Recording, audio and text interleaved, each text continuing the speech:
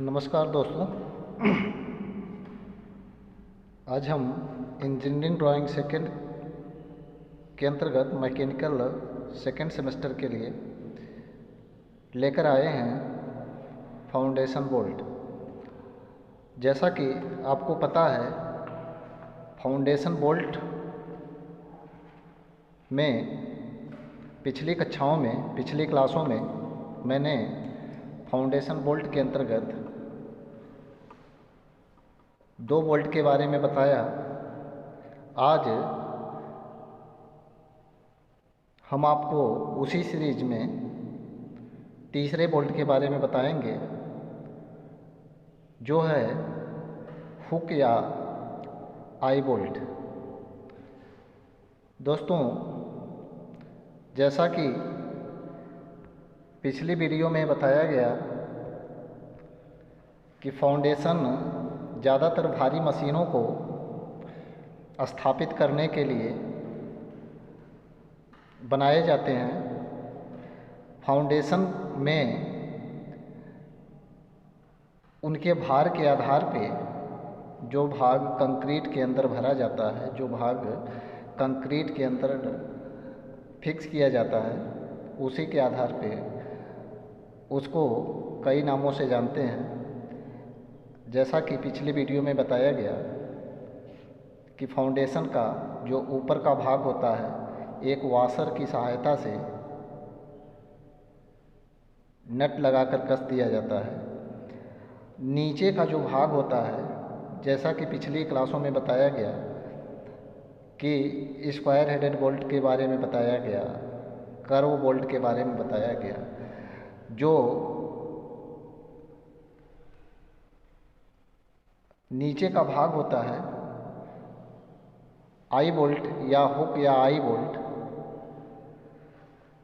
उसमें जो नीचे का भाग होता है उस बोल्ट की शेप कुछ हुक टाइप की होती है, जो हुक टाइप की बनाई जाती है। इसी के आधार पर इसे हुक या आई बोल्ट कहते हैं। मैं इसके बारे में बताता हूँ कि ये फाउंडेशन, जो नीचे का फाउंडेशन होता है, जो नीचे का भाग होता है, इसमें जो बोल्ट की शेप होती है, बोल्ट हमारा जो होता है, वो नीचे का जो फाउंडेशन होता है वो बोल्ट टाइप का होता है, जिसकी त्रिज्या जो है सेंटर से 1.6D होती है। या मैंने बताया कि अगर हमारा D 10 मिलीमीटर है तो इसकी त्रिज्या हमारी 16 मिलीमीटर हो जाएगी। और ये फाउंडेशन की जो नीचे से ऊपर तक की बोल्ट की नीचे फाउंडेशन से ऊपर तक की जो ऊंचाई होती है वो 7D होती है। यानी अगर हमारा D 10 मिलीमीटर है तो ये हमारी बोल्ट की लंबाई होगी 70 मिलीमीटर। बाकी इसके बीच में फाउंडेशन को मजबूती प्रदान करने के लिए एक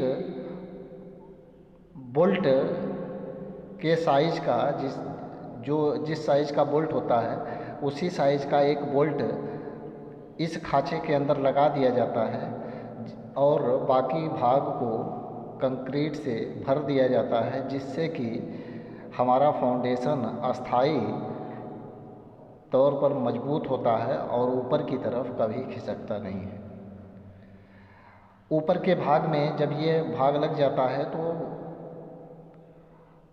फाउंडेशन के ऊपर मशीन पार्ट को स्थायित्व देने के लिए, कंपन से बचाने के लिए एक लकड़ी का भाग लगा दिया जाता है। उसके बगल में जो नट और बोल्ट के बीच में चूड़ी होती है, चूड़ी को पर्याप्त कसने के लिए थोड़ा सा क्लियरेंस, लगभग आधे mm 1 mm का क्लियरेंस दिया जाता है, जिससे कि मशीन पार्ट को रखने के बाद आसानी से इसे कसा जा सके। इस प्रकार जो भाग लगा के इसके बीच में एक राड को लगा देते हैं और जो बाकी का भाग होता है सल्फर या सीमेंट कंक्रीट के माध्यम से भर दिया जाता है और ये हमारा हुक बोल्ट या हुक या आई बोल्ट टाइप फाउंडेशन बनके तैयार हो जाता है। धन्यवाद।